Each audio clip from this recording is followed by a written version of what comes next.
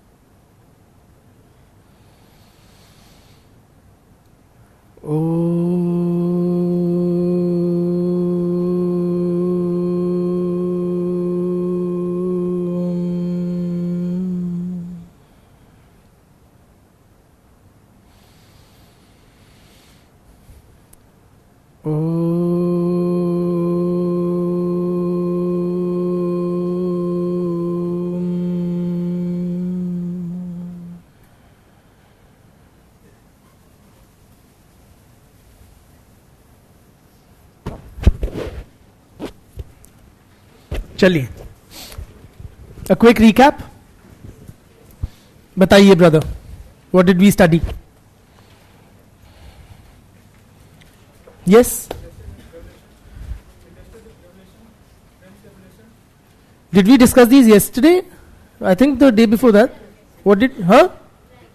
Dictation. Cholo. Enlightenment. Renaissance. What about these periods? Tell me. Rebirth. हाँ ठीक है, और बताइए, link it to sociology. Have you revised? Do it now on an everyday basis for your own sake, beta. Huh? Devote 20 minutes, 25, 30 minutes to one or two revisions. It will greatly benefit you. I'm telling you in all sincerity. Huh? Brother?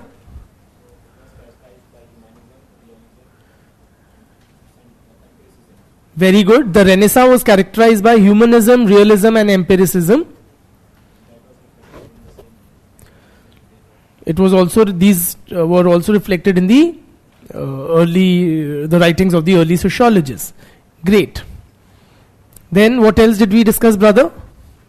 Yes? In specs and this greyish green shirt. G.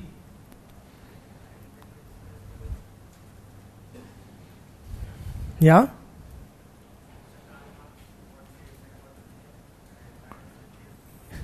So, I mean, link enlightenment to Karl Marx, no? I mean, how are you jumping there? How is Marx influenced by or related to enlightenment?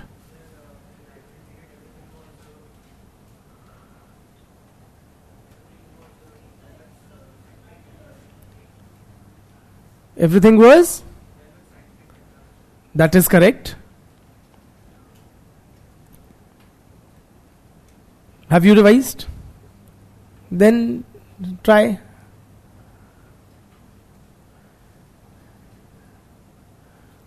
Explain in a conversational language, Hindi English mix if you will, but just try to explain what did we discuss.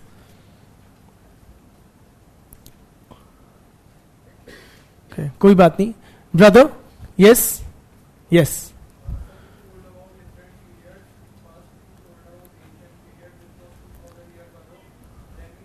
Okay, tell me about the ancient period.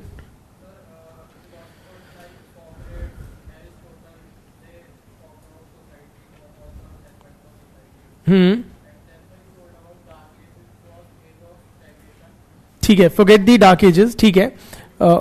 Then I told about Renaissance. He did explain or touched upon.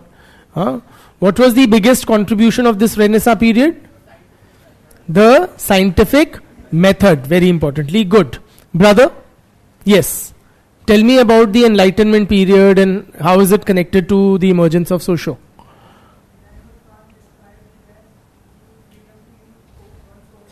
Very good. Kant described Enlightenment as the freedom to use one's own intelligence.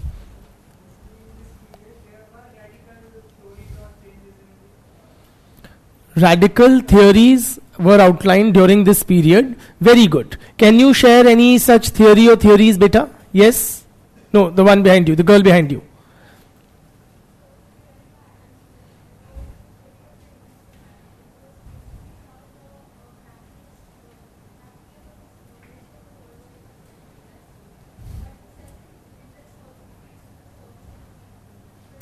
The self-interest also,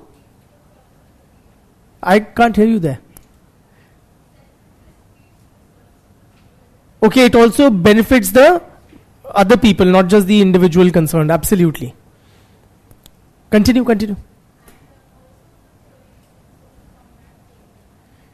Great. Thank you. What is the social contract theory, beta? Yes? Yes.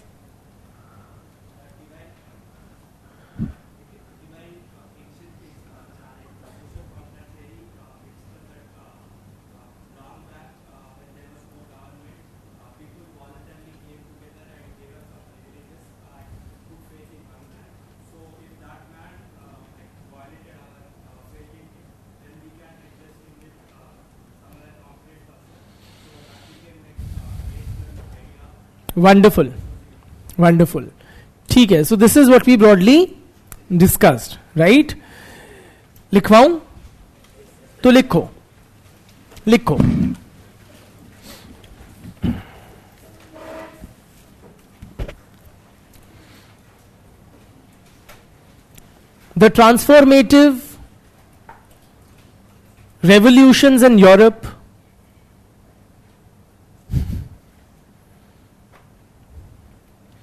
The transformative revolutions in Europe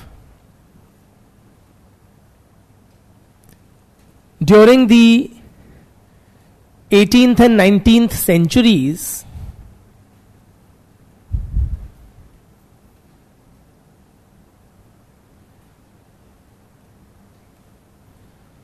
were made possible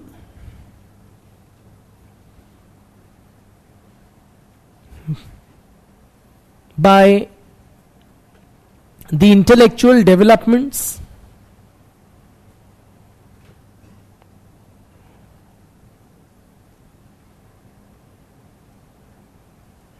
in Europe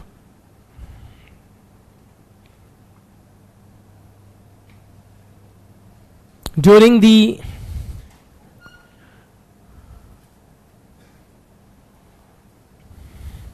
Renaissance and Enlightenment period.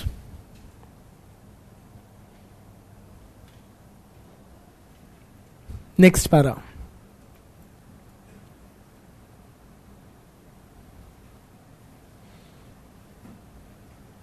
The Renaissance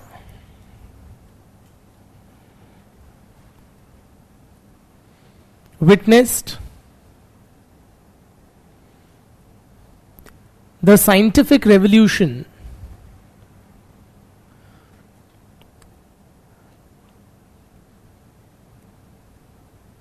and the commercial revolution.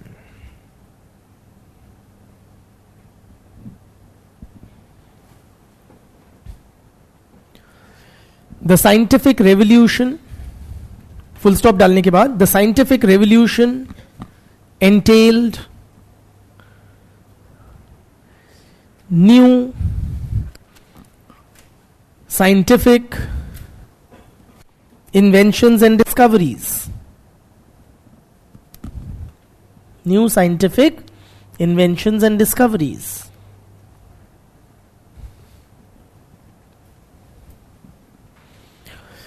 Full stop. Most importantly, it led to the discovery of क्या the scientific method.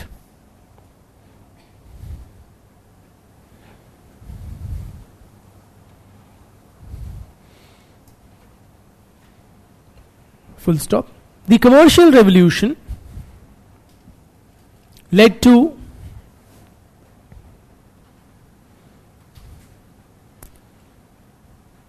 the development of the banking industry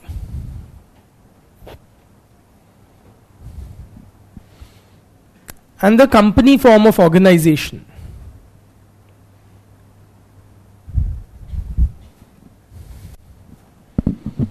And how did the commercial revolution come about, friends?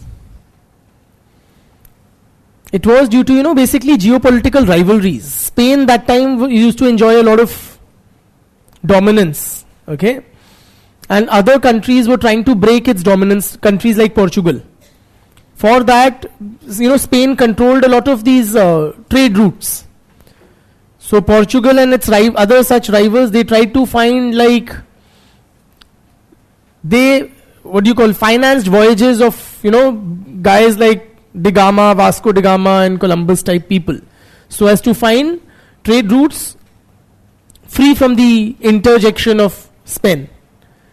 ठीक है, उसकी वजह से a lot of this trade and commerce increased as different parts of the world got connected. Like they discovered India, right? So goods from India could now this thing. So Spain it was. ठीक है. In any case, that's all world history. I'm just giving you a background. लिखा क्या है हमने? Brother. The commercial revolution. ठीक है. And the company form of organization. Full stop. It also led to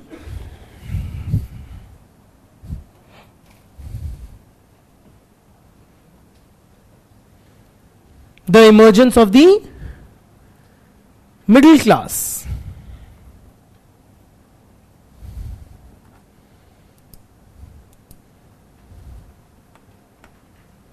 Which would later provide leadership for the revolutions in Europe.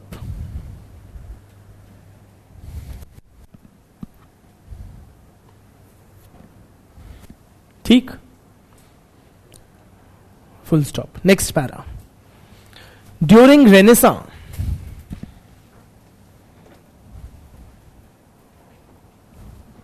art, literature, science, all flourished.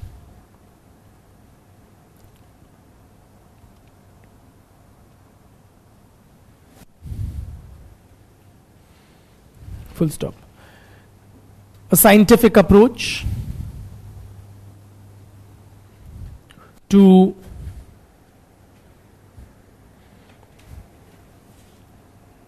various natural phenomena,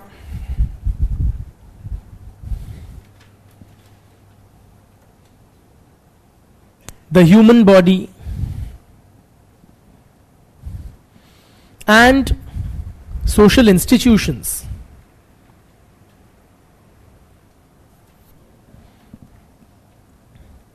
Became prevalent.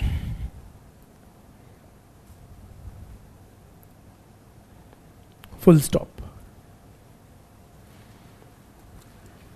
Elements of the natural and social world, elements of the natural and the social world became objects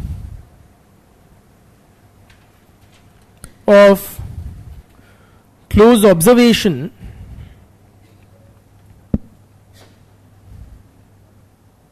and experiments.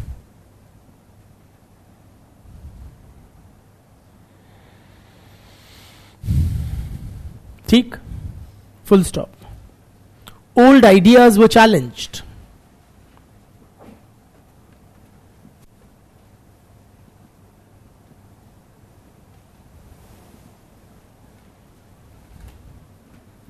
Full stop. The defining features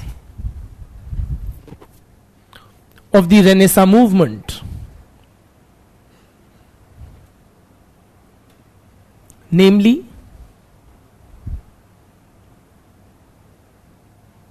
क्या? Humanism or realism or empiricism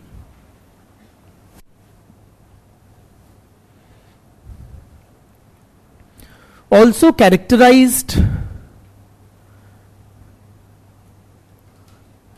the discipline of sociology in its early years.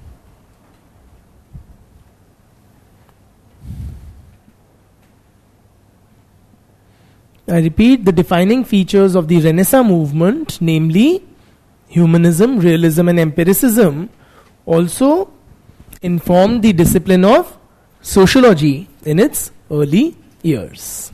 Full stop. Next para.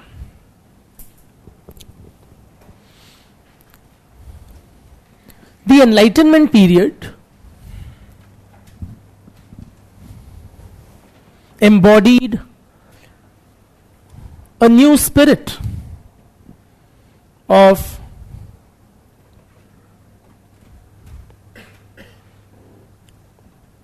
awakening in European society. The Enlightenment period embodied a new spirit of awakening in European society. Full stop. The age of reason, A capital, R capital,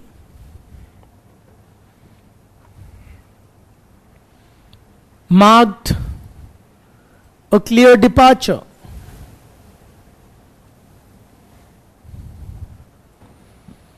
from the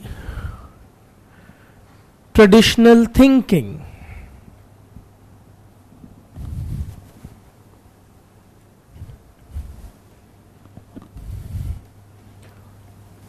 of feudal Europe.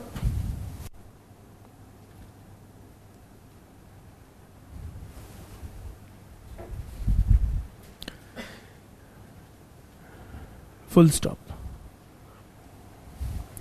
Intellectuals of the era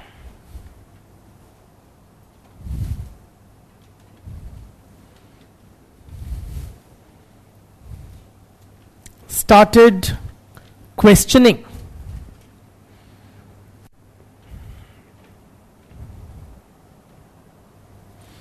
each and every aspect of social life.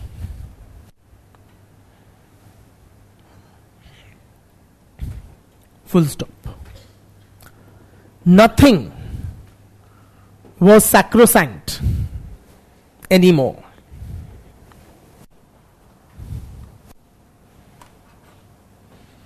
Nothing was sacrosanct. Sacrosanct means, like, it's not a sociological term, it's an English word. It means basically so sacred that it cannot be challenged or, questioned. Okay? Or you can simply say nothing was beyond question anymore. Okay? Nothing was sacrosanct. Dash. Be it the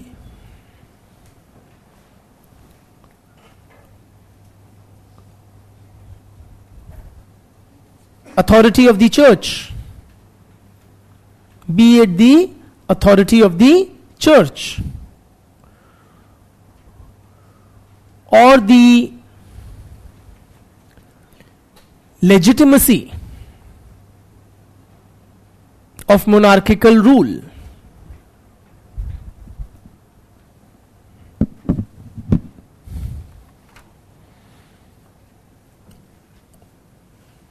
or the very notion of God itself.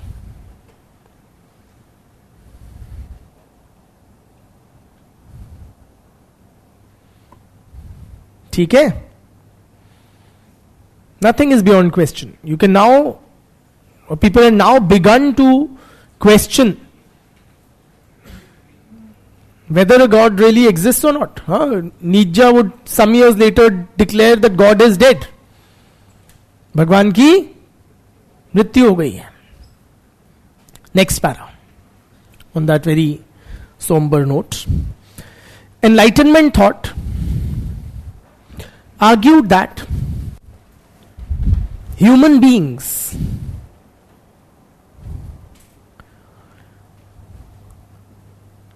are essentially कैसे rational. Human beings are essentially rational.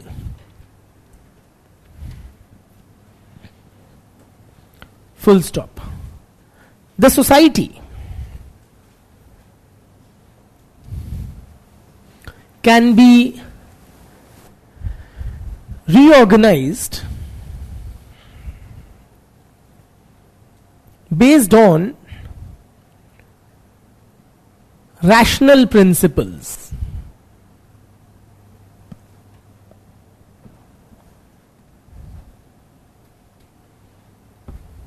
ठीक? Full stop. Philosophers like Rousseau, Montesquieu, Voltaire,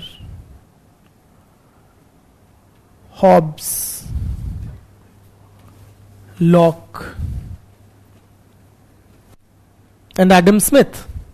एक आध नाम छूट भी जाए तो कोई कलेश नहीं है. Created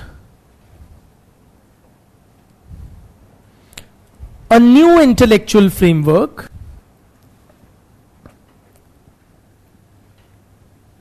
to explain various aspects of social life.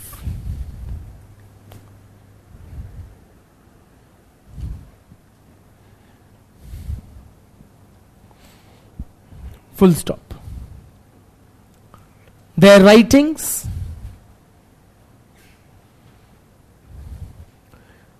laid down the foundation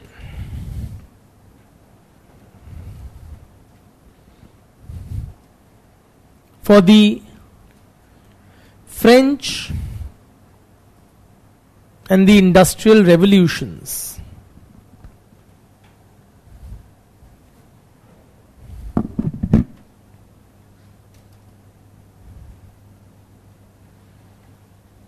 Full stop. The Enlightenment period also unleashed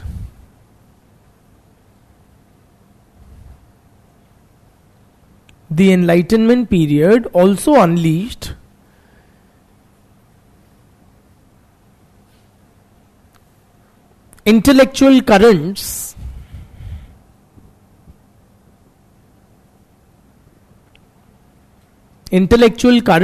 that influenced the early sociologists.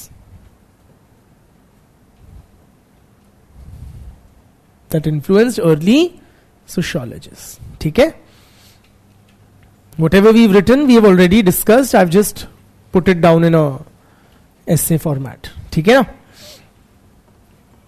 Any doubts? We haven't taken up the doubts, right? Any doubts? Yes. What is feudalism? Feudalism, in Hindi we call it Samantvad, or what it really means is basically it's an agricultural or agriculture based economy where agriculture is the mainstay, and then you would have ancillary related activities like cattle rearing, etc. In a feudal economy, you will have feudal lords and serfs. Okay, feudal lords would be those who own land, while the serfs are the ones who work upon that land. जैसे जमींदार और गरीब गांव वाले, kind of a thing. Okay. Feudal societies typically politically are organized in terms of a monarchical setup, where the reigning monarch or king is also called or regarded as the supreme lord. So there is subfeudation, the supreme lord or the king at the top level, and then there is subfeudation, meaning he grants rights or lordship over a certain territory to somebody below him and several persons below him, and they would subfeud, etc., etc. Are you with me? And the lower level figure would give some sort of a tribute to the higher level figure. This was the system of, this was the feudal economy. Huh? 1 second, sorry, 1 second.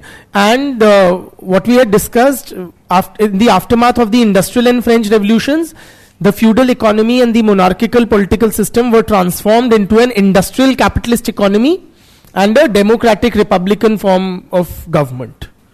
Okay? So the feudal society is typically considered as belonging to the pre-modern era. Okay? And modernization entails a transformation away from feudalism or a breaking down of the feudal order and its replacement by an industrial capitalist order. ठीक? हाँ.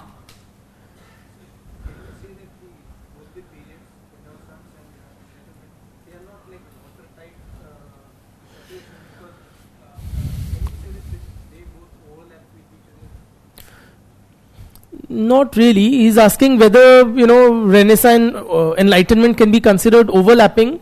In European history, these are regarded as two distinct periods of time. They're interconnected for sure. Or let me put it this way: the Renaissance enabled the Enlightenment. When we are writing about,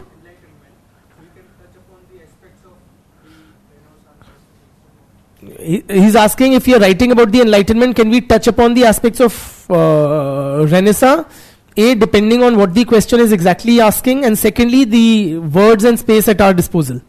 They will determine whether we will have the bandwidth to touch upon Renaissance or not. At best, most likely, you will end up mentioning it in passing. Okay, if the question is on Enlightenment, the reference to Renaissance would be in passing. Yes.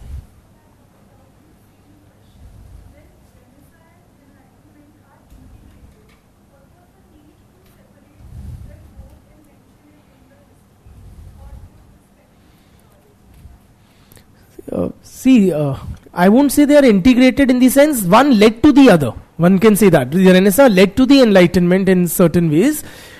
But should I say the key difference between the two? Renaissance is more of a cultural flowering. A lot of developments, golden age in that sense, literature, art, architecture, poetry, drama, prose, ye sab. Renaissance is more of a cultural movement. Enlightenment is more of an intellectual awakening. So new philosophies which challenge the old order, all of that. But yes, the scientific mindset, the scientific method, dhanyavad bhaiya, which arose or which was discovered during Renaissance, that led to the Enlightenment writings. Anything else? Yes.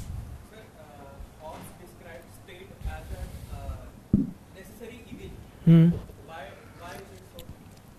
Let it be now. That's beyond our purview. Okay? We need not get into the details of their theories. You have a lot of things, you can use, say, in the ethics paper. Okay? I think it was Rousseau, he said that man is free. But man was born free, but everywhere he is in chains. Lot of these things, but they don't directly have a bearing on this thing. For our purposes, what would suffice is that they were social contract theorists, and that social contract theory challenged the divine theory of kingship. Okay? Otherwise, it would be a digression, beta. If we get into these questions. Yes.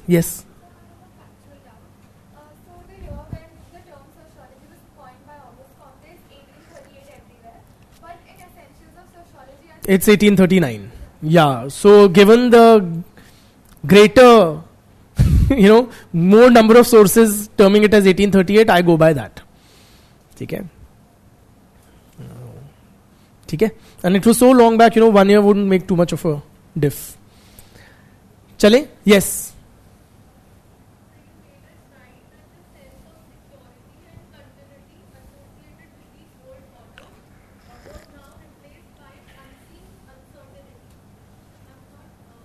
What this sentence means, the sentence she is quoting is the sense of security and stability associated with the old order gave way to an unseen uncertainty. What does this mean?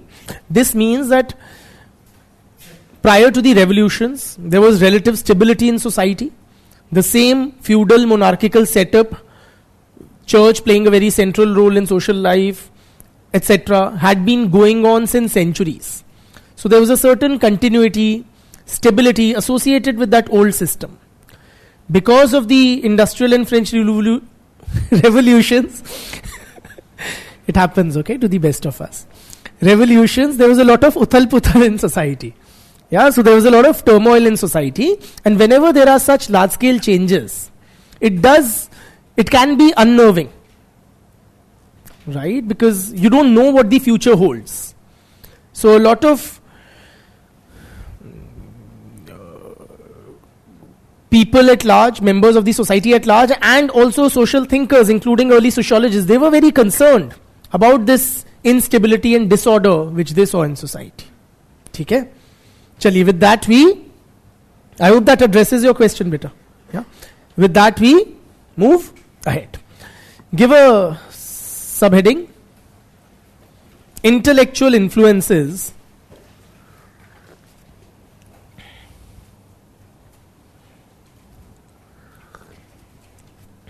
on early sociology.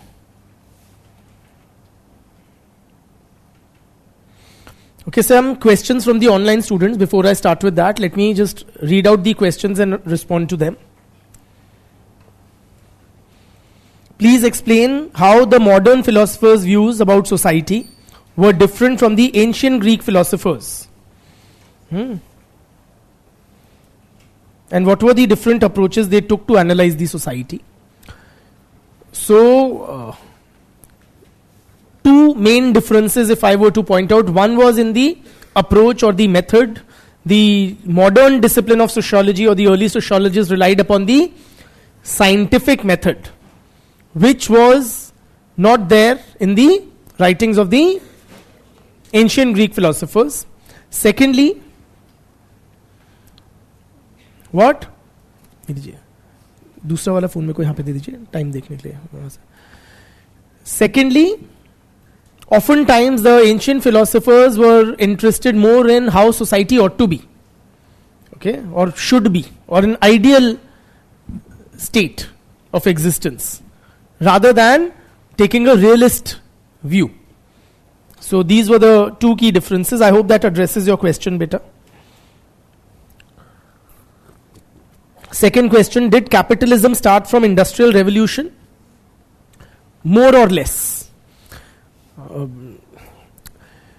Capitalism began as mercantilism, or a lot of merchants engaged in trade and international trade and all of that. Eventually it fused into with the process of industrialization. Okay, so what we eventually had was industrial capitalism, and hence the usage of that term. Period of Renaissance, 14th to 17th century. Is there any period of Enlightenment? Yes, Enlightenment was 17th and 18th centuries, mainly the 18th century, and to a lesser extent the 17th century also. Thank you. Why are we calling those who study sociology as philosophers instead of sociologists? They were that. The early sociologists, they were not like, they were more, they played a role in the establishment of the discipline of sociology. There was no sociology before them. They can be referred to as the early sociologists or even social philosophers, equally legitimately. In fact, Comte's book is titled, The Positive Philosophy. Chaliye. So with that, you give the subheading, intellectual influences on early sociology. Now, most of the intellectual influences that we'll be talking about under this heading were primarily of the which period? The Enlightenment period. And what were these influences? Make note. You can number them 1, 2, 3, 4, 5. The first was, see, when sociology emerged, okay, there were important developments in several other branches of knowledge, and these developments had a bearing on the discipline of sociology during its initial phase as well. One such discipline was biology. Biology से हमने क्या सीखा, या हमारे पिताजी ने क्या सीखा? What did the founding fathers pick up, as it were, from biology? One was, yes, also evolution. Two broad things I would point out specifically. One was what we call the organic analogy.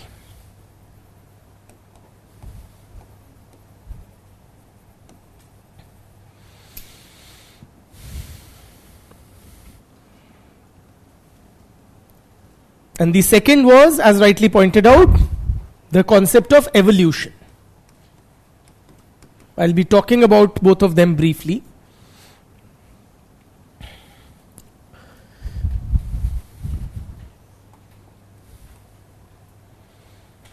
Starting with the organic analogy. What is the organic analogy? Analogy means a comparison. Okay? Organic analogy means that the early sociologists, such as, most importantly, Herbert Spencer, his writings have a very discernible imprint of the influence of biology. Also Comte, okay? Scholars like Comte and Spencer, they compared the society to an organism. To an organism. ठीक?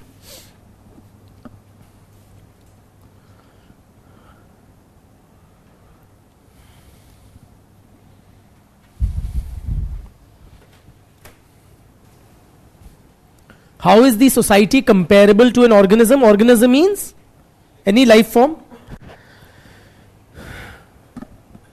So just like any organism, pick up any organism, say the human being is an organism.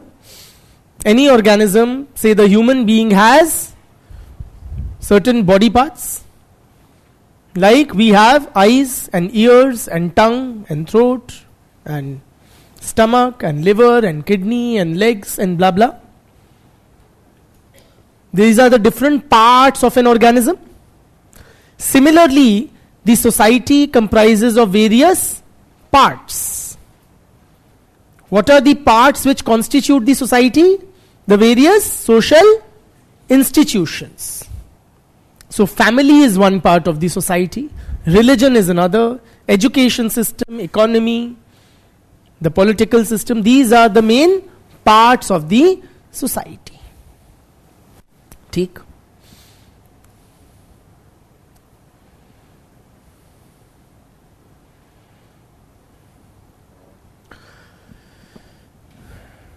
What do the different parts of an organism do?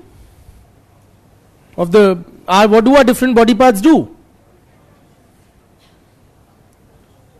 They perform their respective functions or their respective roles. Yes or no? In a biological organism or life form, the different parts perform their respective functions or different roles. Meaning what? They somehow contribute to the continuance of the life of the organism. Yes or no? What do the eyes do? See. And what does the nose do? Smell and also breathe. What does the tongue do? Taste. And also speak. Yes. What does the skin do? Protects and also sweats, helping to regulate the body temperature. And so on and so forth. The liver does its own thing, right? And so does the kidney, the heart. Each body part has its own function. Similarly, the different parts of the society perform their respective functions. Arthat, they somehow contribute to the maintenance and well-being of the society or the social organism, if we can call it that. ठीक है? So what does the family do? Or what is the function of the family? How does the family help the, or contribute to the society? Socialization, and before that reproduction. पैदा करोगे तभी तो उनको पाल पोस के बड़ा करोगे. Yes or no? What is the, so these are the functions of the family: reproduction, socialization. What are the functions of the, or what does the political system do? Brother, what does the political system do for the society? They form policies. Yes. So they frame the rules, the regulations, the laws and policies which govern our collective lives. Yes or no? So what rules we agree upon, that is kind of decided upon by the political system. What does the economy do? It promotes efficient distribution of finite resources. Efficient or not, but it does help in the production of goods and services, various, and their distribution. Some mechanism of distribution, whether it is a barter system, whether it is market based exchange or whatever. ठीक है? So it provides some mechanism for the production of goods and services and their distribution. साफ बात है, हम सबको members को जीने के लिए खाना चाहिए, कपड़े चाहिए, सब कुछ चाहिए. ये सब कहां से प्रोविजन होता है? इकोनॉमी से, right? And so on and so forth. Different parts of the society perform their respective functions. Clear?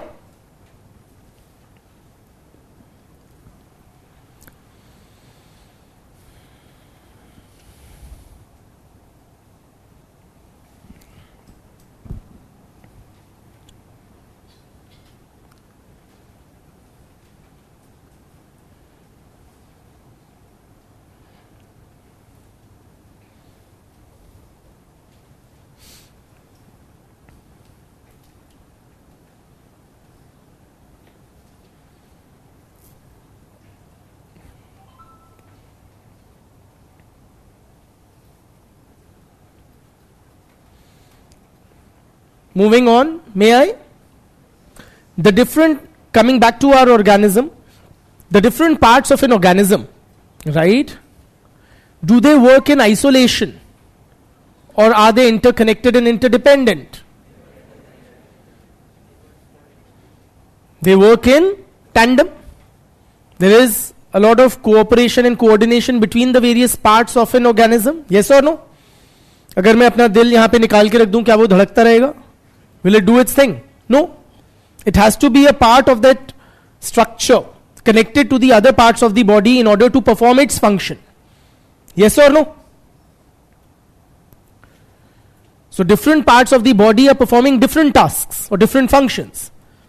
But they cannot do so in a vacuum. They do so necessarily in a state of interconnectedness with the other parts of the body. Yes or no? There has to be coordination between the various parts of the organism.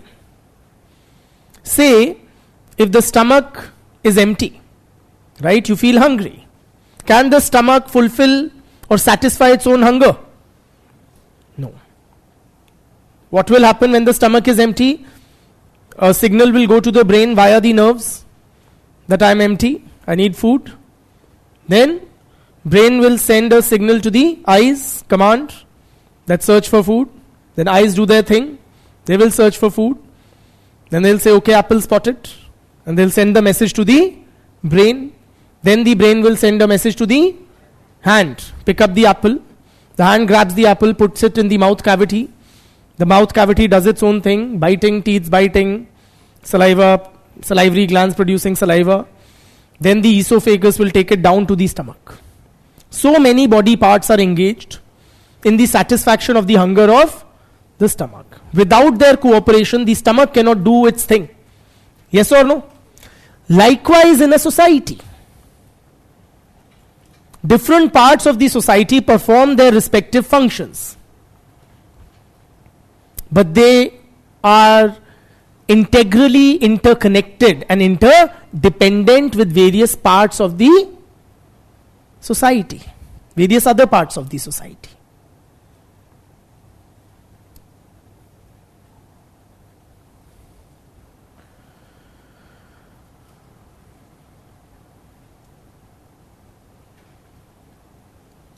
For example, this place where we are sitting, it's a part of which system? It's a part of the education system. Can it function? What does the education system do? Impart knowledge and several other things also, but one of the important things being impart knowledge. Can it do its thing? Can the education system impart knowledge without the inputs from the family? परिवारों में बच्चे नहीं पैदा होंगे तो school कॉलेजों में कौन जाएगा? Yes or no? So reproduction in the family is a must so that this education system gets students. The education system is also connected to the state or the government, the political system. Who lays down the rules and regulations for the functioning of the education system? Who decides on the curriculum, etc.? Oftentimes it is the government. Yes or no? It is also linked to the economy. Why are you guys here after all? So that you can secure an employment.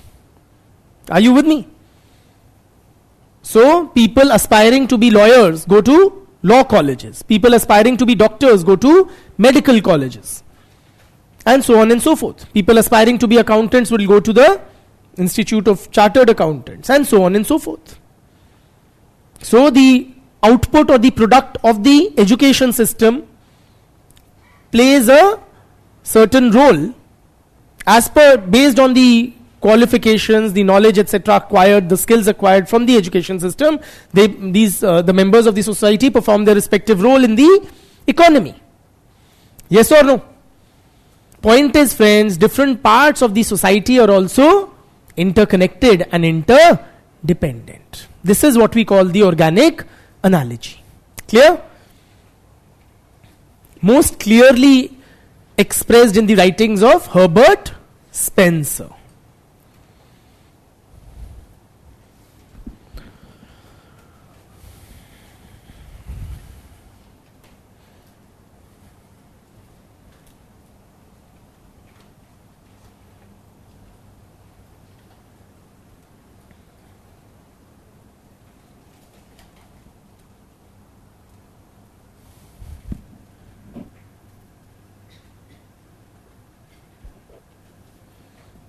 A question is being asked by an online student.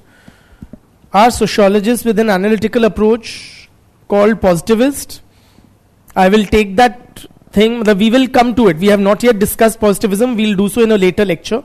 So I will not jump to it right now.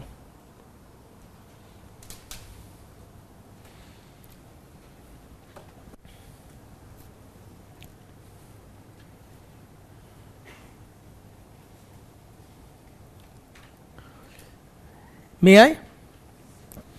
And another very important thing that, or important this thing that influenced sociology, early sociologists like Spencer, was the theory of evolution. So Spencer applied the Darwinian theory of evolution to society. So his writings are termed as social Darwinism.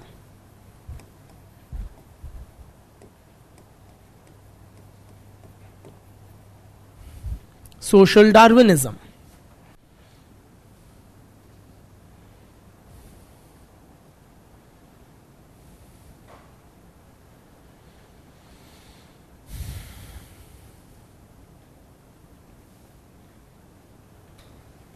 What is the theory of evolution?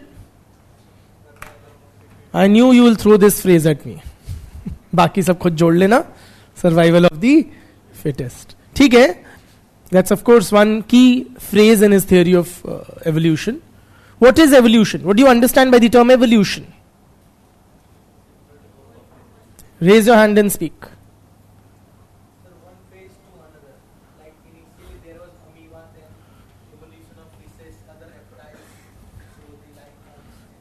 ठीक है, correct. So, in biology, what is the theory of evolution? That life forms have evolved, meaning have transformed from simple, small sized, homogeneous entities into large scale, complex and heterogeneous entities. From, like he mentioned, say amoeba, it became reptiles and then mammals, etc. Of course, so much, I've given you a very broad brushstroke, but that is what is evolution. Okay? Similarly, societies also have evolved from simple and small sized to and homogeneous to large sized, complex and heterogeneous. Say from the primitive tribes to the modern nation states.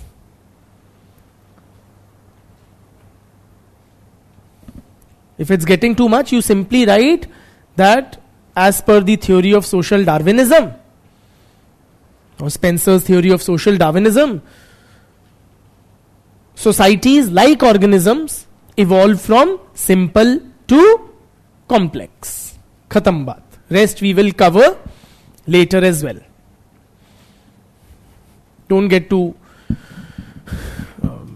worked up about having missed some terms or whatever.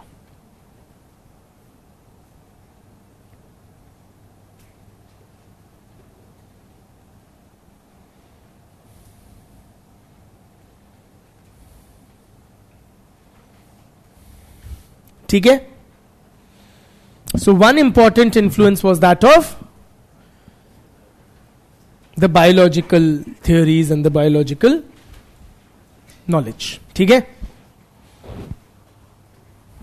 चलें आगे जीवन में. Another important influence was from history.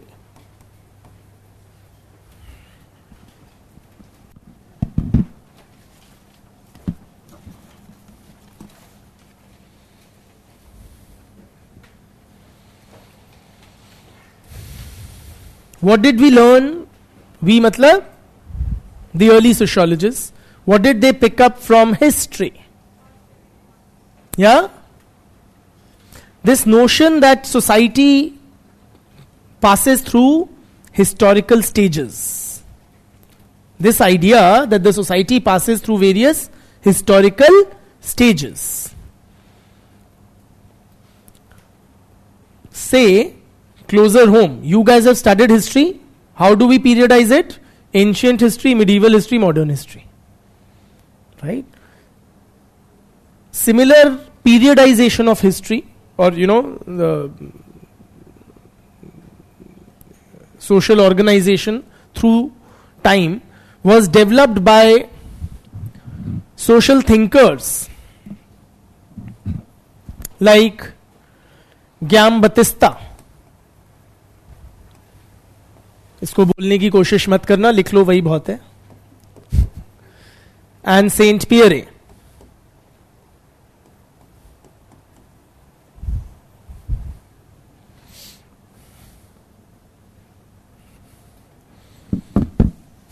They developed this notion,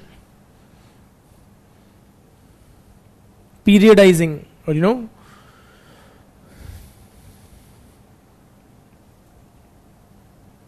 that society passes through various stages. Okay?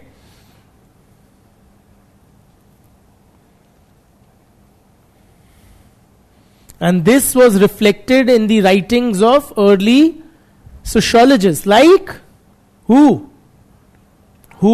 Like Sri Karl Marx, who also developed these, stages or historical epochs through which societies pass.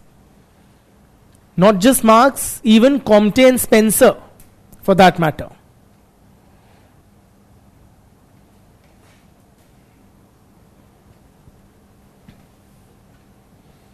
Karl Marx, Comte, Spencer, all of them relied upon this concept of, different stages through which society passes.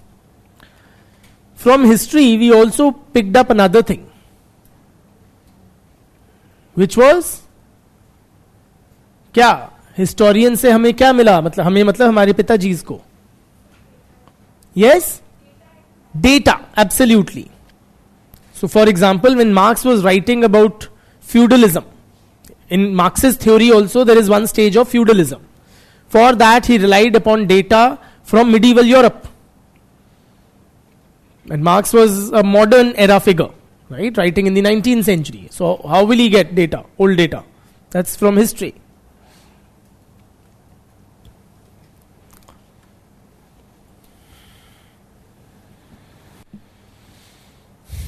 ठीक.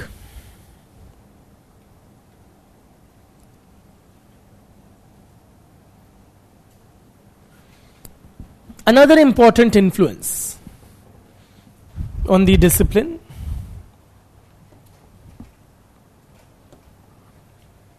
was the notion of progress. The notion of progress.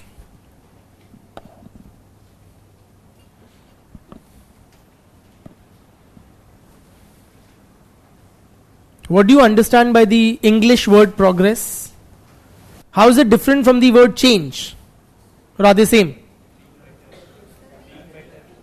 Yes, progress indicates becoming better, improvement. Yes or no? Or shall we say continuous improvement? That is what the word progress indicates. So, please appreciate, understand the intellectual climate of that time. In the other sciences, physics, chemistry, bio, a lot of strides had been made, based on which there had been several technological breakthroughs and developments, which had resulted in immense progress in the material realm or the economic realm. So human beings were now producing goods at a very large scale, which was never seen before in human history. It seemed we had literally perfected the system of production of goods. Are you with me? With mass-based factory production, earlier one shirt it would take one man 10 days to produce. Now in a day, 1,000 or 2,000 shirts are being produced. Yes or no? And better quality, cheaper price, and so on. So thanks to the progress in the natural and physical sciences, a lot of improvement, betterment was seen in human lives. ठीक है? Technological and economic progress created this whole mindset that if we apply the same principles, the same methods, perhaps we can, if we can perfect the way of manufacturing shirts, why can't we perfect the form of family? Are you with me? Or why can't we have that perfect political system? So there was an immense belief in this notion of progress and a striving for perfectibility of social institutions.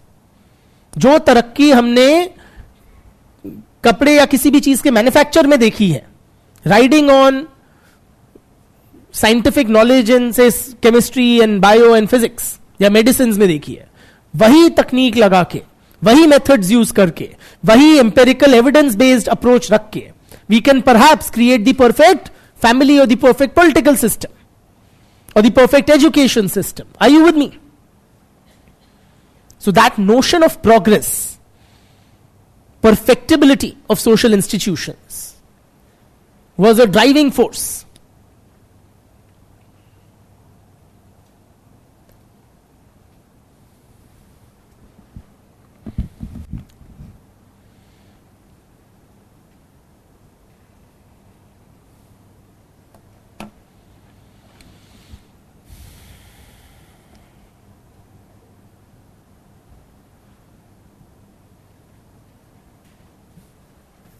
ठीक. बन गई perfect family या perfect political system, वो भी waste का.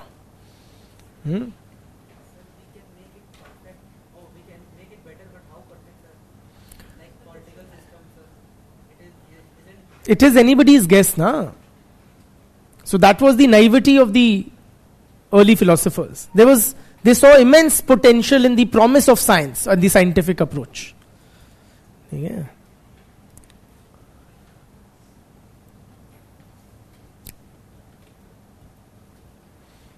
Agla influence. Yes.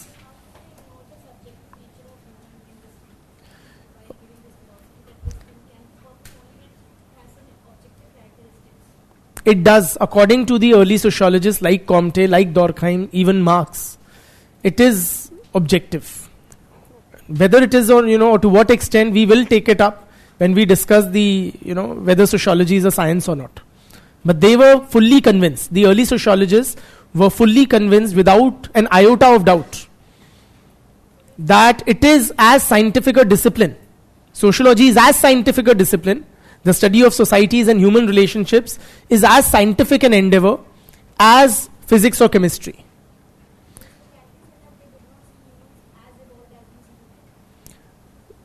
They did not take into account, or they rather did not give importance to the subjective elements in human nature. I'll put it this way.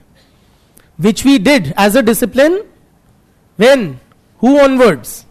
Weber onwards. Theek? But that time the approach, in the early phases of sociology, the approach was scientific, purely.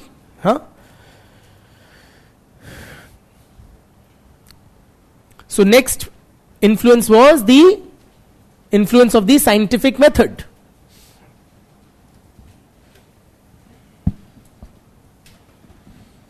Basically, the scientific method, which had resulted in great improvements in other sciences, was also sought to be applied to the study of society.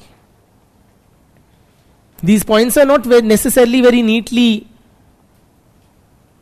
disjointed. Okay, they are all interrelated.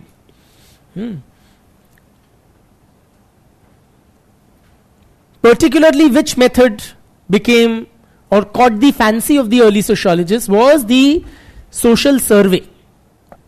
लिखिए अगला, the social survey method. Sorry, अगला लिख लो, चलेगा.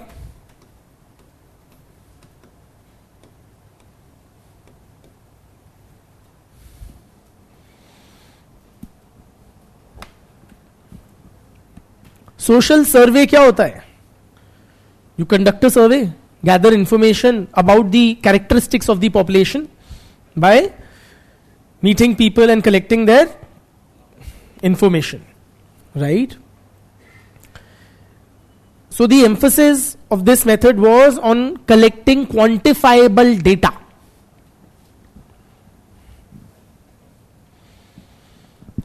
In order to study social problems.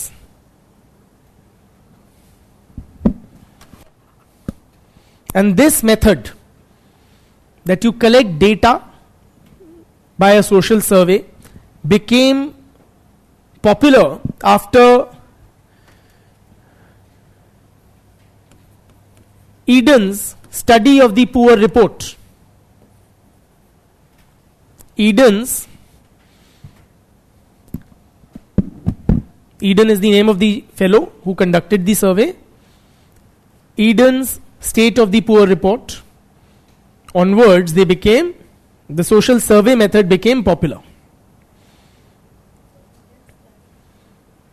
Eden's study, titled State of the Poor, after its publication, this social survey method became widely used.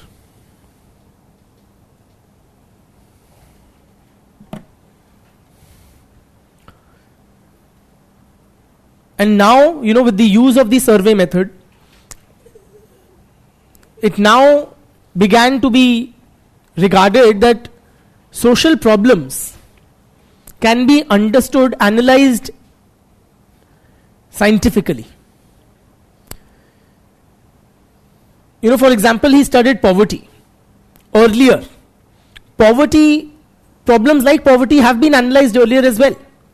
But earlier, problems like poverty were attributed to what? अगर आप गरीब हो, आप क्यों गरीब हो? क्यों गरीब हो आप? पास्ट सिंस की वजह से, क्योंकि आप पापी हो. पापी इंसान गरीब होता है, यह आपके पुराने कर्मों का फल है. In other words, there was divine causation that would be attributed. Right? So earlier social problems were explained away by referring to divine or natural causes. आप गरीब हो क्योंकि आप मंद बुद्धि हो. Right? Because you are dumb.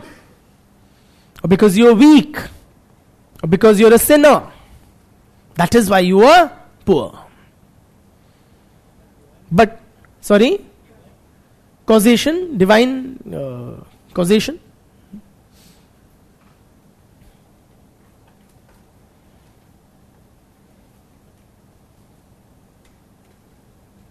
But now,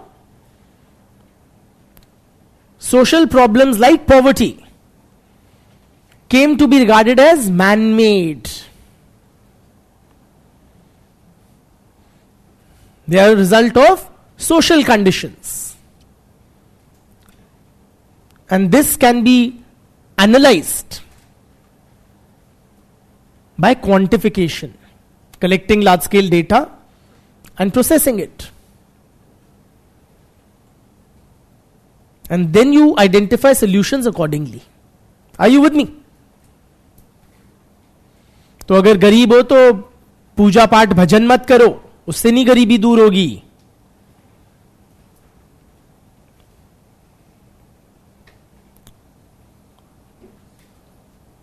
कैसे गरीबी दूर होगी? For example, I am that Eden fellow और द रिसर्चर और a representative of the government conducting this survey.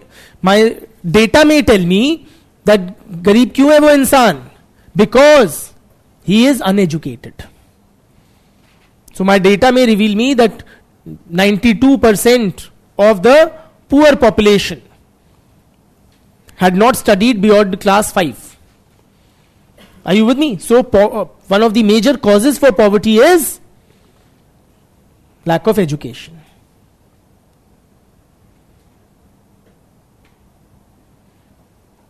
Or another reason of poverty could be lack of access to opportunities due to being born in a poor family.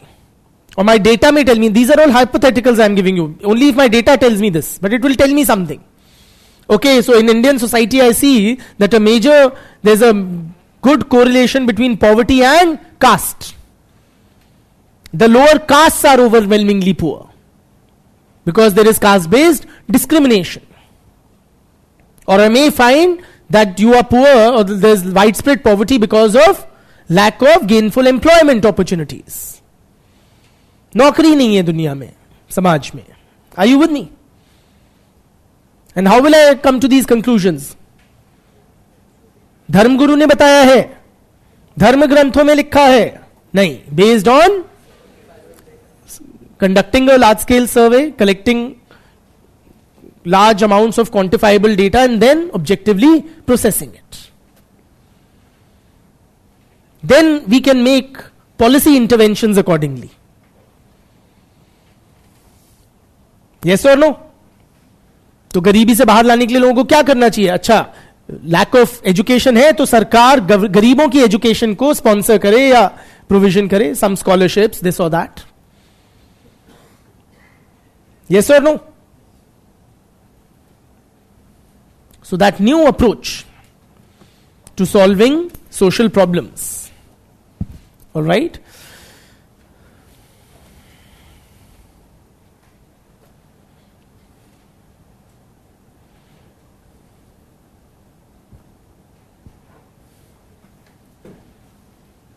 Another important May I proceed?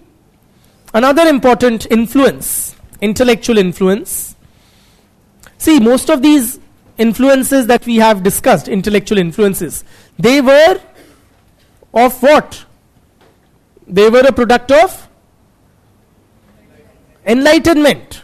Whether it is the scientific method and the scientific temperament, rationality, Darwinian theory, yes or no? The historical periodization, all of it. Okay? The notion of progress, all of that, these are the products of enlightenment in some way or the other. But there was another product of the enlightenment, but it was the counter-enlightenment thought.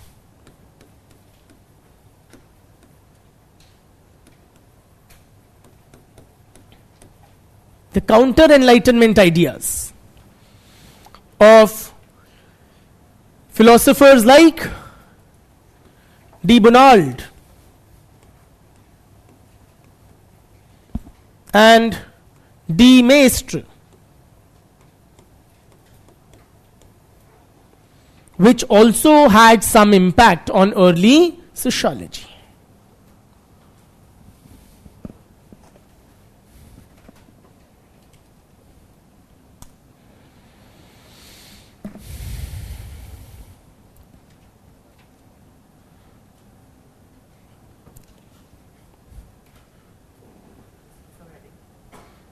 This is another influence, intellectual influence on early sociology, one of these points that you're mentioning, counter-enlightenment thought or counter-enlightenment ideas of scholars like de Bonald and de Maistre.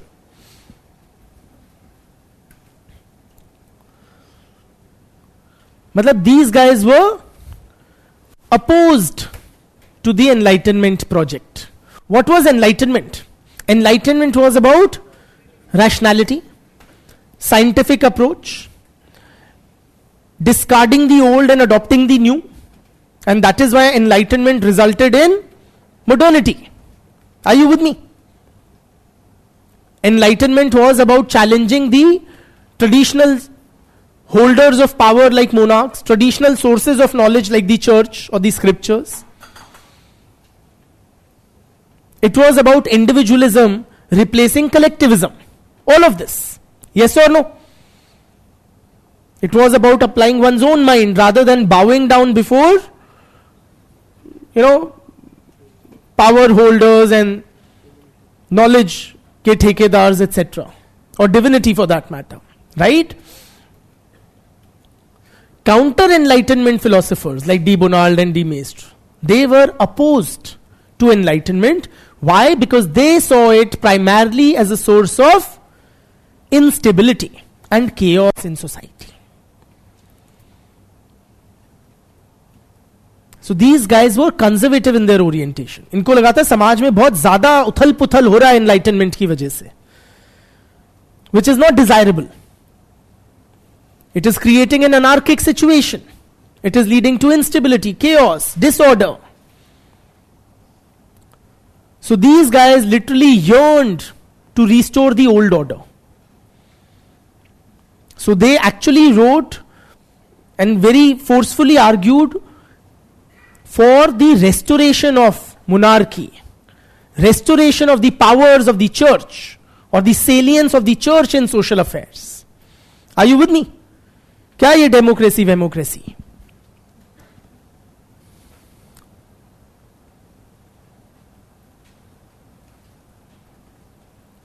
Clear? Early sociologists, were they influenced by enlightenment or counter-enlightenment?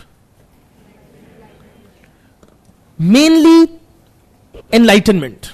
So their approach was also scientific, rational, progressive. These guys were somewhat regressive in that sense, counter-enlightenment ideas, right? They were against progress, which they saw as destabilizing. But early sociologists, to some extent, were also influenced by the counter-enlightenment thought. Where?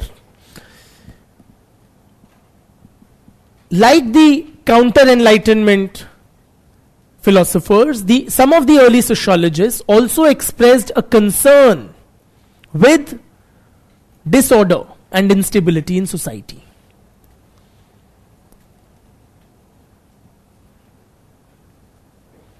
Or simply write, counter-enlightenment thought of de Bonald and de Maistre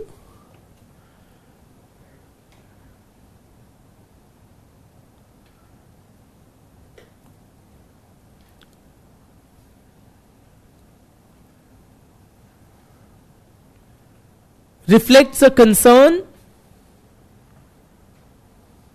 about disorder, instability, and chaos.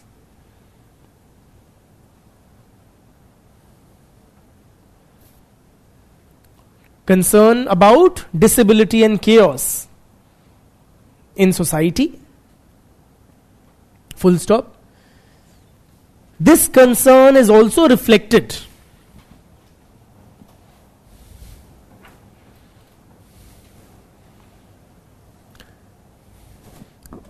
ऐसे लिखो, the concern for order and stability, the concern for order and stability, the concern for order and stability is also reflected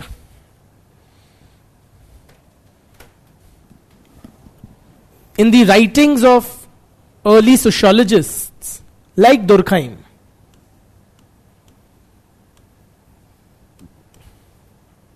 Durkheim, friends, for instance, he gave this concept of anomy. We'll discuss in detail later. Basically, anomy means disorder and instability. Okay? Chaos.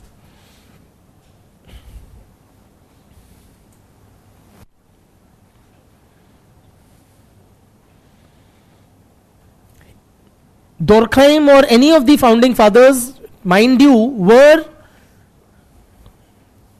not completely influenced by counter-enlightenment scholars. In the sense, counter-enlightenment scholars would argue for the restoration of the old feudal monarchical setup.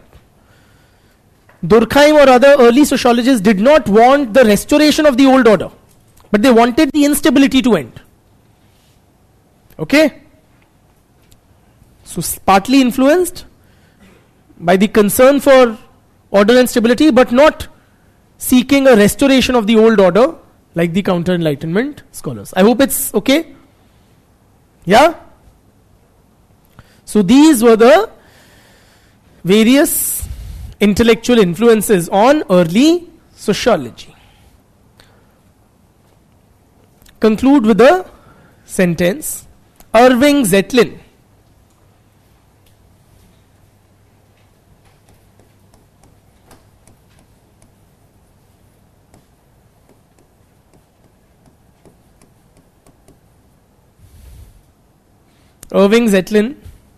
in his book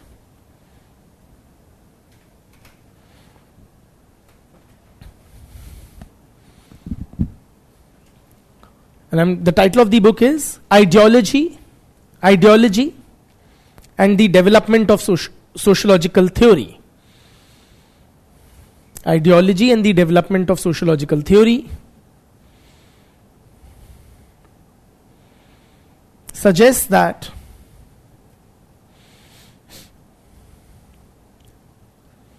early sociology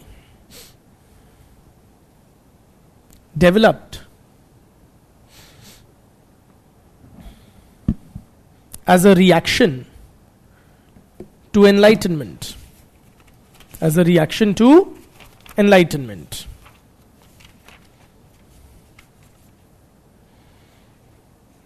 ठीक है?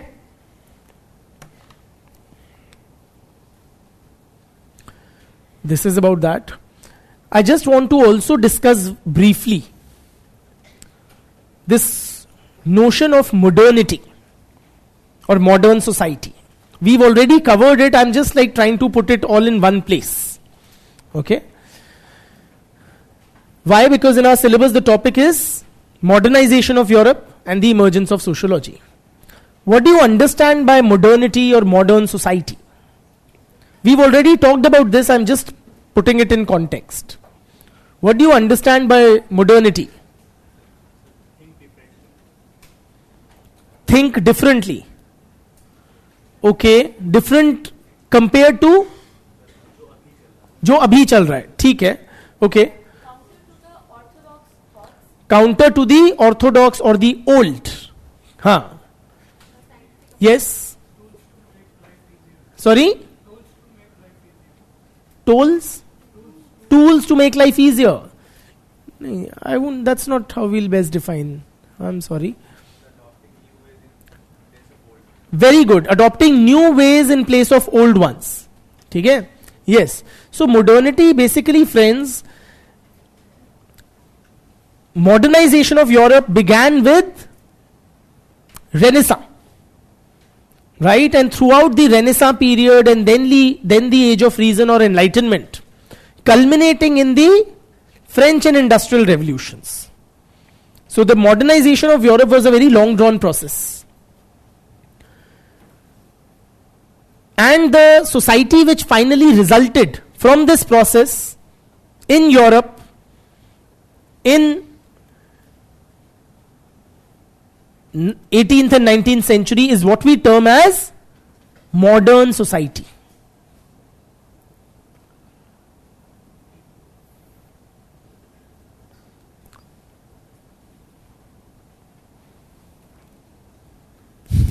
Wait. That is what we call as modern society. As was very rightly pointed out by our dear friend here, the term modern indicates new. New thinking, new ways. And new is a relative term. Something is new only in comparison to something which is older. So modernity as a concept stands opposed to, what is the opposite of modern? Traditional or pre-modern. If you lack imagination, you call it pre-modern or traditional.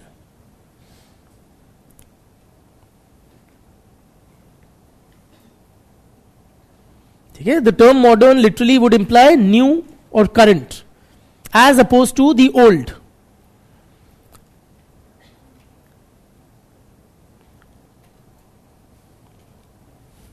So modern society, friends, emerged in Europe after the French and Industrial Revolutions. And what is this modern society? Characterized by the old giving way to the new. So decline of feudal economy and the rise of industrial capitalism.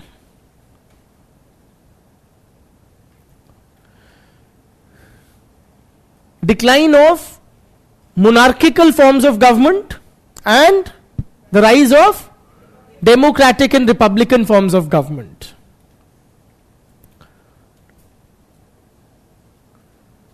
Decline of the joint family system and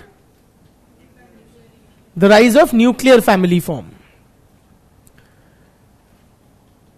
Urbanization, family nuclearization, the hold of religion on the society getting strengthened or weakened? Substantially weakened. What we term as secularization, not secularism, secularization.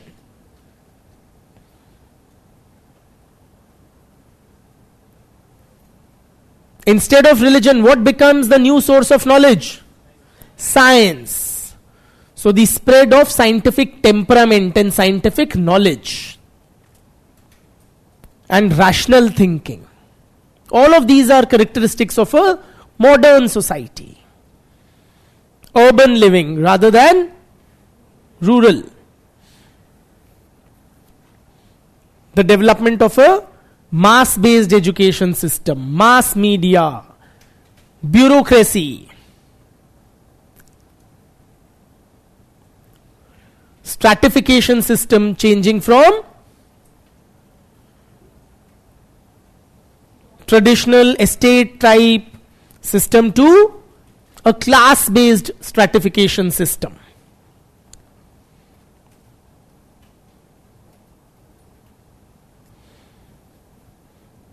technological modernization, of course. New technologies of transportation, communication, production. Yes or no?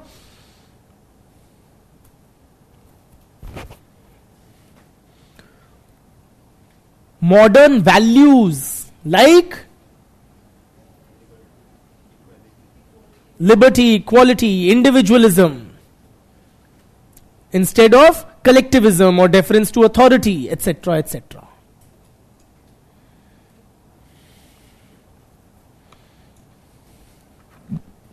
ठीक. John Travolta, no, Harris, writes that the discipline of sociology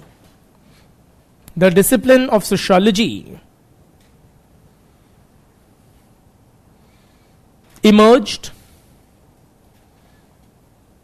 in direct response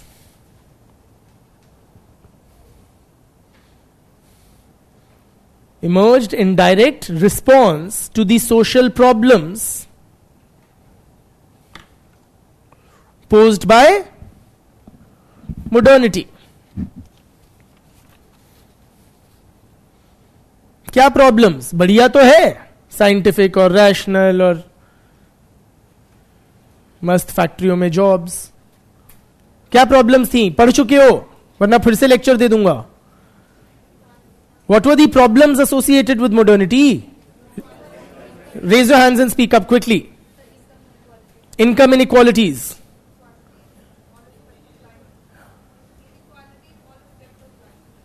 Inequalities. Lack of sanitation. Domestic violence. Exploitation of workers at the back. Crime. Long working hours. Degradation of natural resources.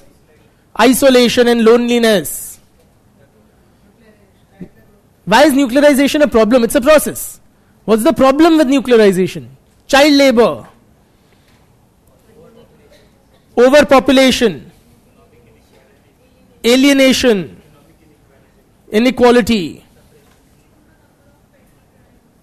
Crime rise. All of these. Pollution. Slums.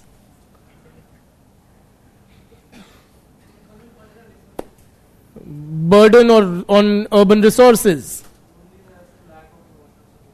Lack of emotional support. You're putting a lot of feeling into it. Huh? It's almost like it's heartfelt. Ji. New diseases. ठीक है. बहुत नहीं, not बहुत धन्यवाद. But ठीक है. We take a pause here. Huh? We get the problems. So, and then we recommence after a break.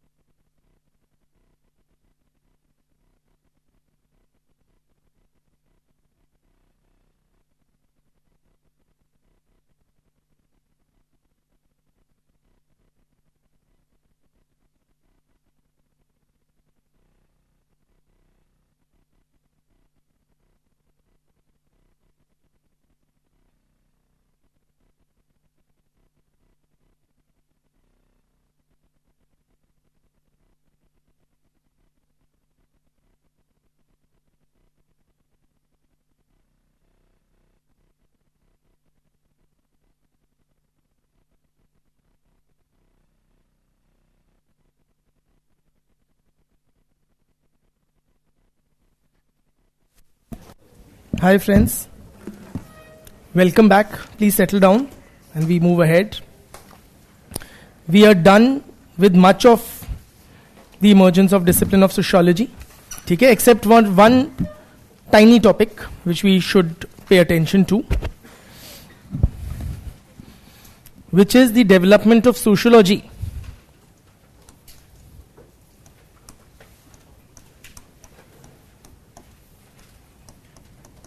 in the United States of America.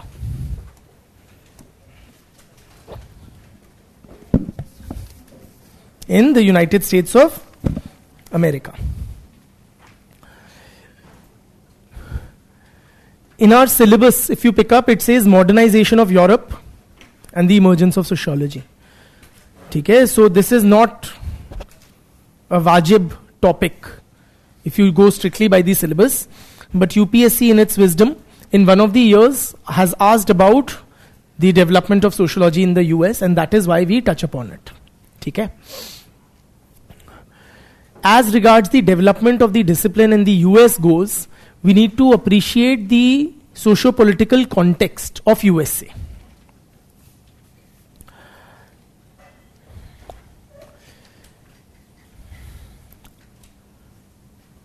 American society, friends, also underwent a period of immense churning or turmoil, which had an influence on the development of social sciences and particularly sociology in the US. What we today call the United States of America were several British colonies, right?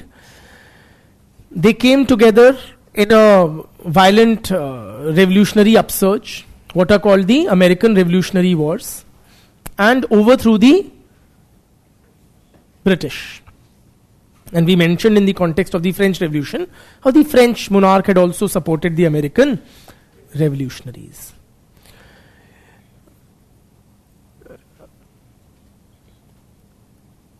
America, in the American Constitution,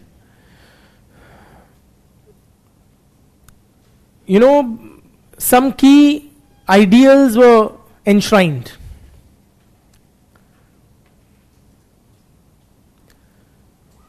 So it was stated that all men are created equal.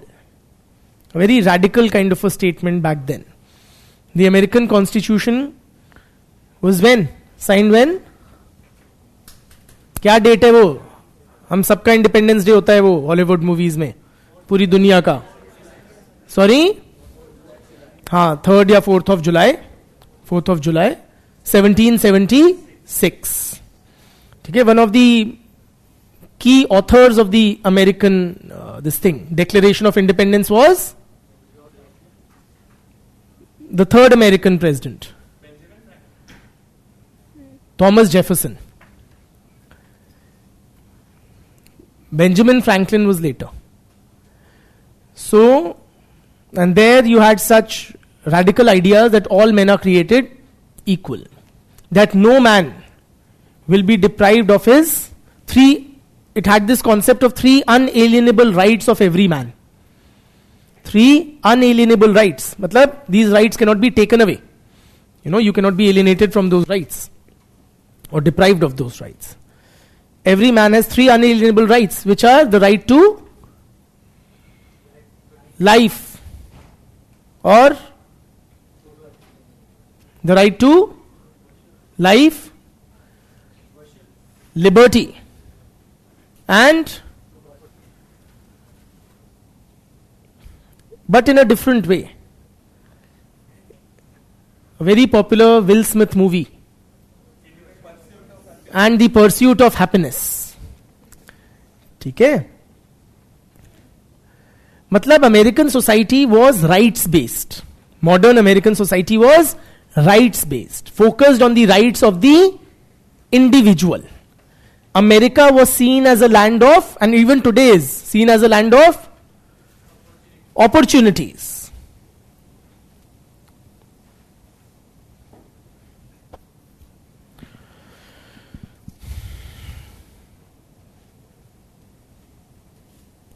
But within a century of its founding, America saw itself in a very bloody civil war. There was a civil war in America between the North and the South. In United States of America, not North America, South America, in the what we today call North United States of America, between its North and South, there was a civil war from about 1861 to 1865.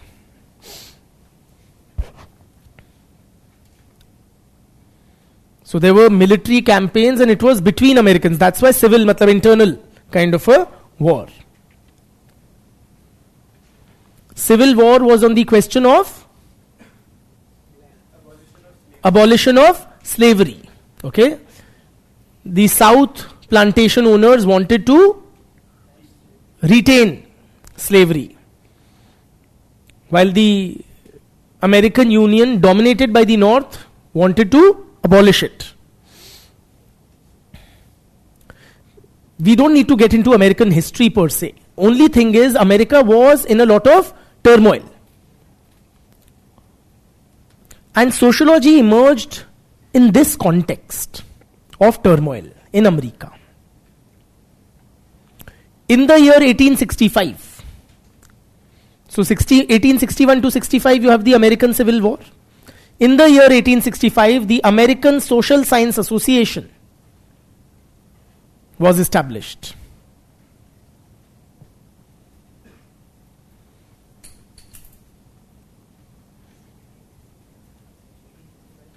The American Social Science Association was established in 1865. In 1875, क्या हुआ था?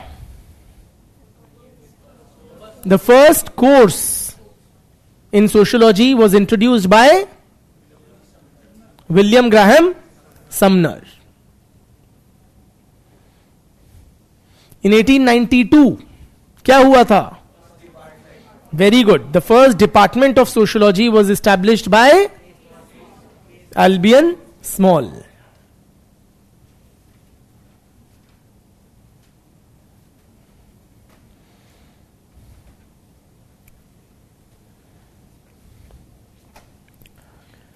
In 1920s, by 1920s, Chicago University had emerged as a major hub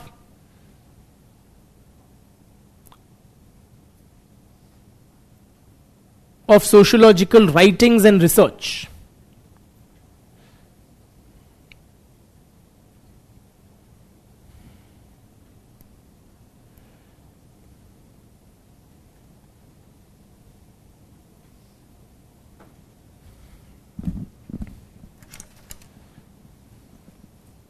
Chicago emerged as a hub of sociological research by 1920s. Why Chicago particularly? Please appreciate, Chicago was a very rapidly urbanizing city. Very fast expanding population, lot of opportunities, etc. So it provided kind of a natural laboratory for the researchers. Many of the topics, like crime if you want to investigate, urban planning if you want to investigate. Chicago emerged as a very natural laboratory, as we call it. Like natural setting hai, you don't have to. Are you with me? So the Chicago School, what came to be known as the Chicago School, made important contributions to the development of American sociology. Chicago School scholars like Robert Park, Burgess,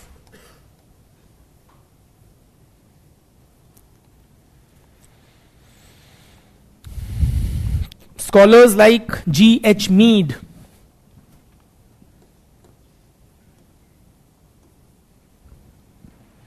William Thomas. Wait.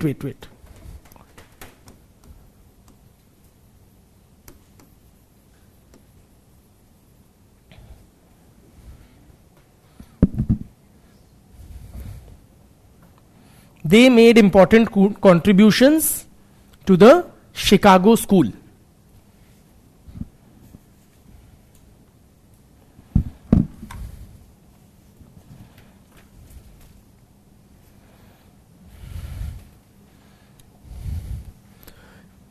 Particularly, yes?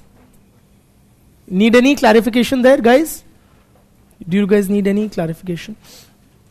Particularly, friends, the Chicago School made immense contributions to what we today call urban sociology. Urban sociology.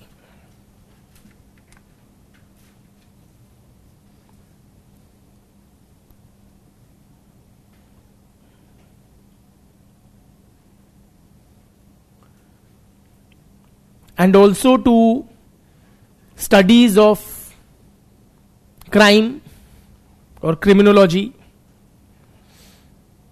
juvenile delinquency, etc.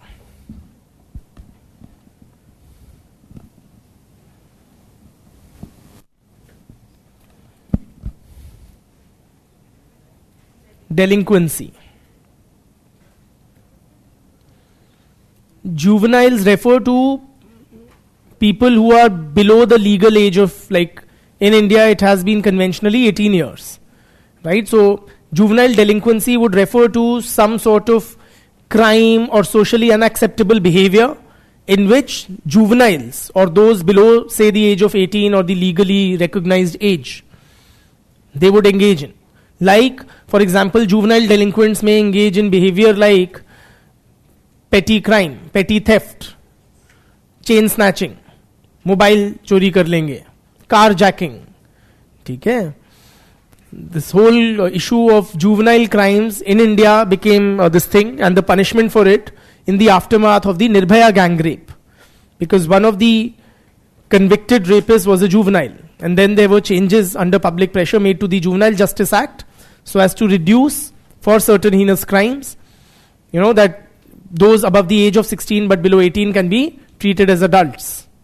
Okay, but that guy like got let off under the then prevailing juvenile justice law. ठीक है?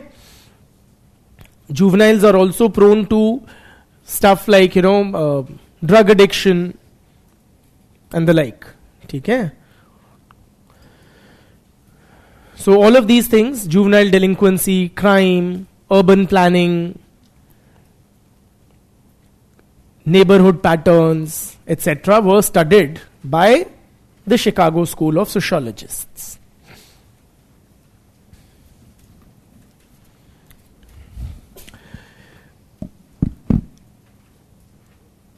The development of sociology in the US was also strongly influenced by the development of sociology in Europe.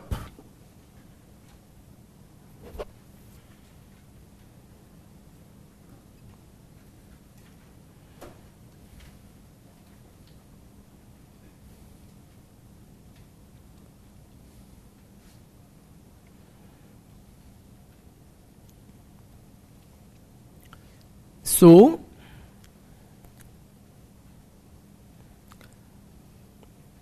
William Graham Sumner, okay, in the US, championed social Darwinism, influenced by whose writings? Spencer's writings. I repeat, Sumner was influenced by the writings of Spencer. Sumner in US was influenced by the writings of Herbert Spencer. So he championed the social evolutionary approach in American sociology.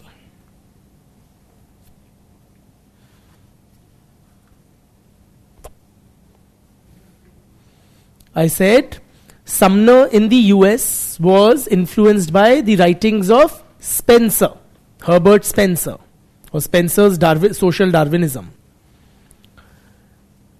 So, Sumner championed the evolutionary view in American sociology. Alright? And Sumner was one of the initial guys early sociologist in the US, right? Introducing the first course of sociology. So very influential in that sense. Now, which segment of the society you expect would support or would be happy about the evolutionary view of society? The rich and the privileged or the poor and the disprivileged? Huh? Who would support the evolutionary view? थोड़ा दिमाग लगाइए और बताइए. And काहे? Why the rich? Those who say the rich. Raise your hands and speak. Yes.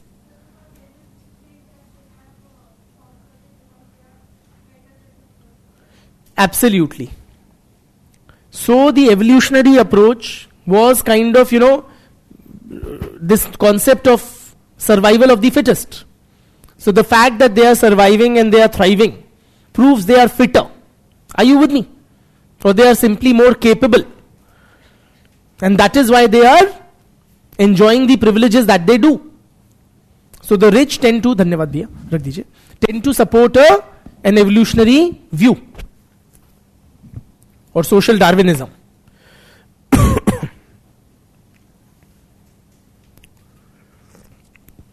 Also, social Darwinism championed a laissez-faire economic model or a free market economic model. Why? Because free market says what? Those who are the most competitive, those who can adapt the best to the market situations, they will survive. And that's only good overall for the society, right?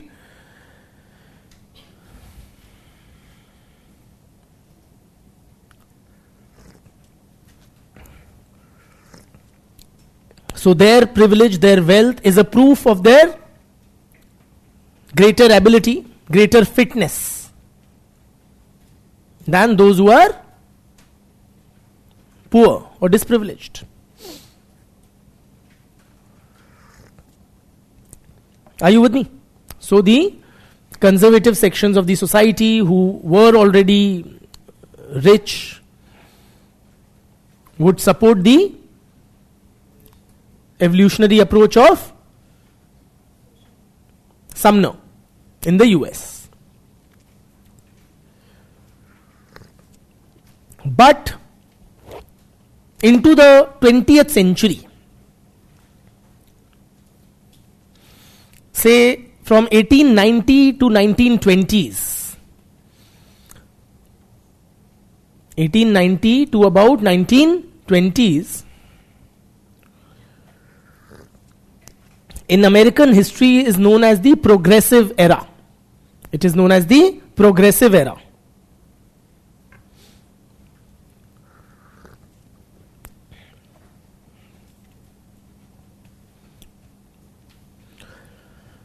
Now, during this period, the discipline of sociology also took a different direction. Matlab, away from social Darwinism. Social Darwinism, which dominated American sociological thought under Sumner's influence in its early days, was now replaced by the greater influence of the writings of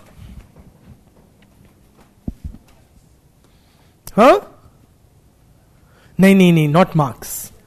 Americans hate Marx. नहीं, not Weber.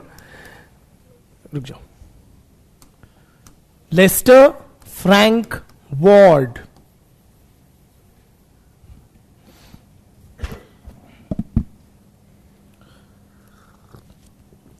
Lester Frank Ward or L.F. Ward, who in his book titled Dynamic Sociology,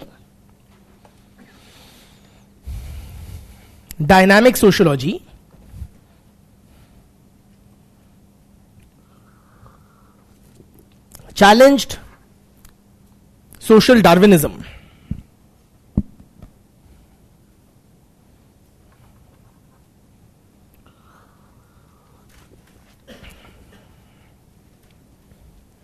He Ward was also the president of the American Social Science Association.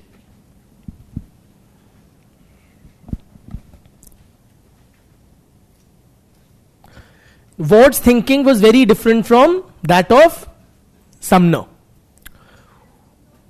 The American Social Science Association. That's an aside, not too material. And Ward was of the view that the purpose of science is not just to observe from a distance.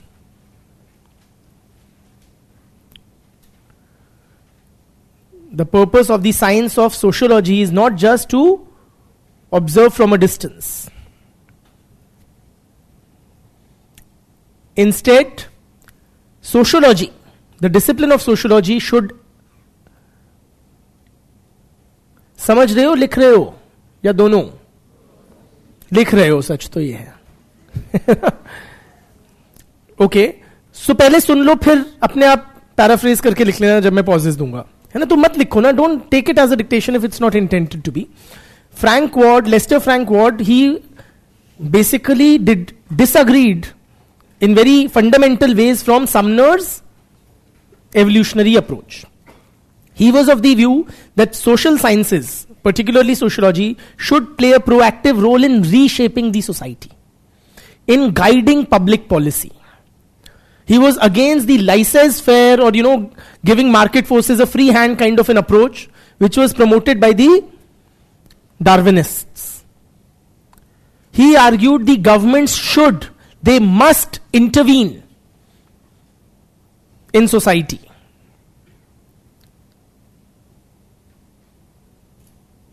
So public policy, guided by sociological research, should make effective interventions in the society. फिर लिखने पे आ गए हो, सुधरोगे नहीं आप.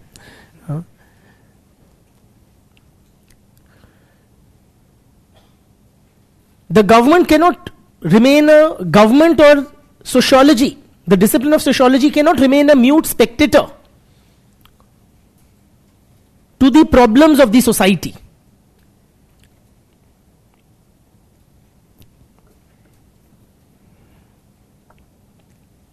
लिखो, if that is your greater interest. L.F. Ward argued that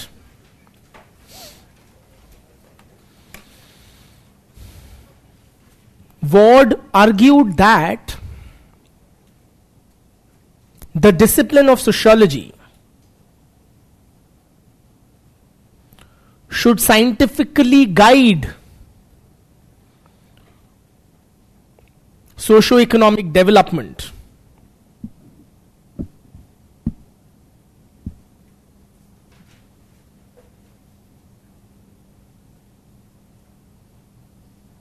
By informing public policy.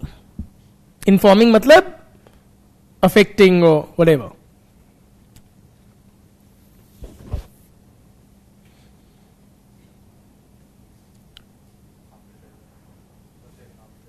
क्या बोला मैंने अभी? The discipline of sociology should guide socio-economic development by informing public policy or by helping shape public policy. ठीक है?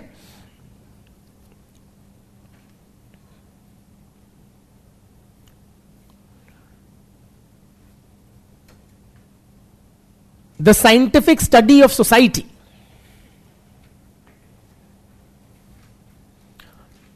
must help solve social problems. Must help solve social problems.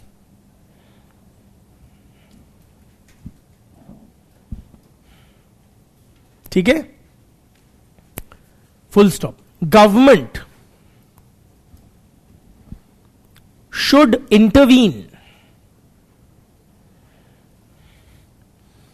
and ensure that all members of the society have their basic needs met.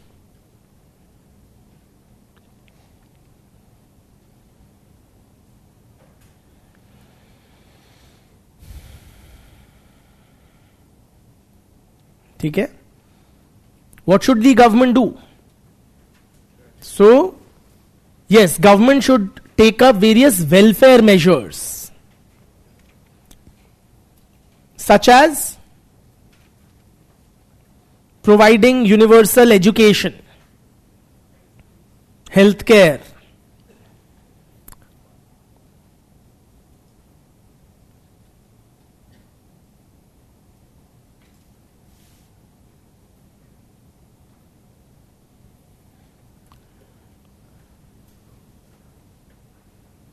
regulating market players, etc. So many contend that Ward is the father of the welfare state. The notion of the welfare state is attributed also to the writings of L.F. Ward.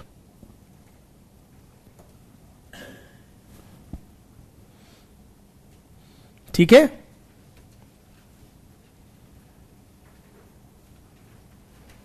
Basically, he proposed that the government should take up welfare measures. The government should not have a hands-off approach. Social Darwinists argued for a hands-off approach by the government. Because if the government intervenes, it will end up, somehow spoiling the evolution of the society. Introducing some discrepancy or the other. This period, the progressive era that we spoke of, was also a period of immense social activism in the US. It was also a period of social activism.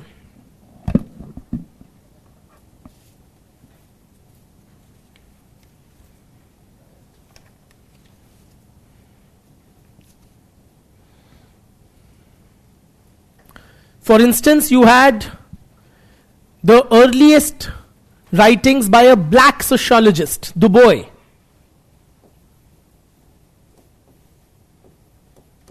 Du Bois.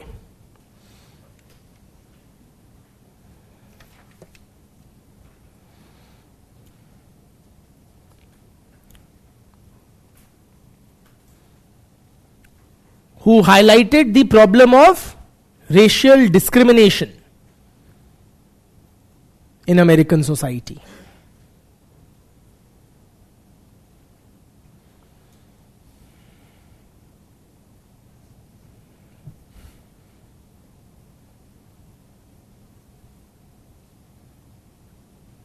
Du Bois, friends, is basically to the blacks in America what Ambedkar is to the Dalits and the Dalit movement in India. ये मान के चलो.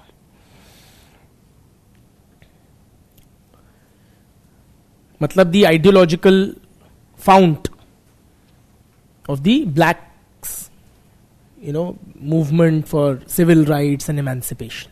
ठीक है? The earliest feminist writings can be traced to Charlotte Gilman.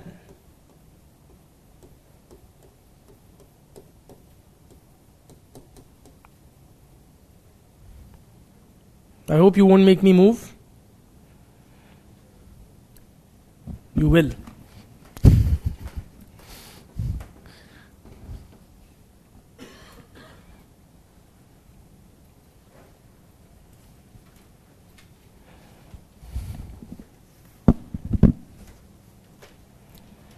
ठीक.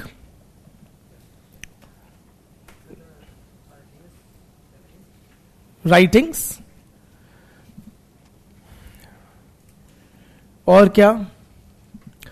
By mid 20th century or about, American sociology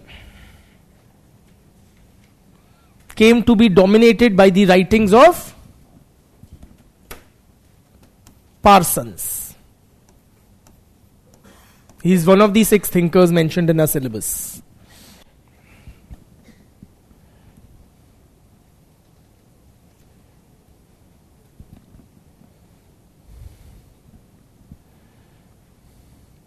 ठीक है? So these were some of the shifts in the sense, when you begin with Sumner, his writings were purely of an academic nature, supported by the privileged sections of the society. You move to, say, the writings of Du Bois. Sociology shifts out of academia and into the domain of the public. Like Ambedkar's writings, if you can draw a parallel there. Are you with me? So it's not just merely, a few teachers and researchers and students in universities who are dealing with it, but having a large public impact. क्या नाम है तुम्हारा? Ward. His writings had a direct bearing on American administration, giving it a welfare orientation. Parsons तक जब तक आए तो Parsons was what we call a functionalist. Functional sociology. Again, which tends to somewhat justify or rationalize the prevailing social arrangements. That everything is hunky dory, सब भला चंगा, कुछ खास करने की किसी को जरूरत नहीं है. So that is about the development of sociology in America. ठीक है? So that's about it. We are done for the day. बहुत बहुत धन्यवाद.